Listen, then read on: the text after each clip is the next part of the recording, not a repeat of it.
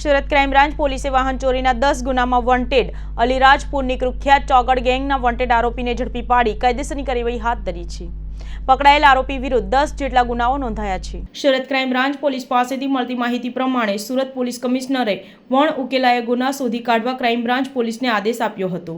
જે અનુસંધાને Surat crime branch પોલીસની ટીમ પેટ્રોલિંગમાં હતી। તે દરમિયાન સચિન રોડ પરથી એક આરોપીને ઝડપી પાડ્યો હતો। પોલીસે રવિ દુકાલિયા ઉર્ફ કેરલા ચોગડને ઝડપી પાડ્યો હતો।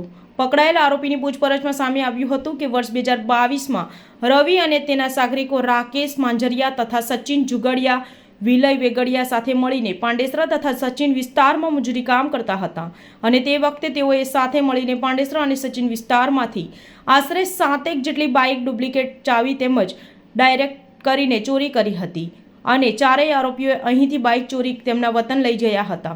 બાદમાં ફરીવાર સુરત આવી અને બીજી 3 ગાડીઓની ચોરી કરી હતી। આમ 10 બાઇકની ચોરી કરી હતી। આ દરમિયાન રાકેશ માંજરિયા પકડાઈ ગયો હતો, ત્યારે હાલમાં પકડાયેલ આરોપી ફરાર થઈ ગયો હતો।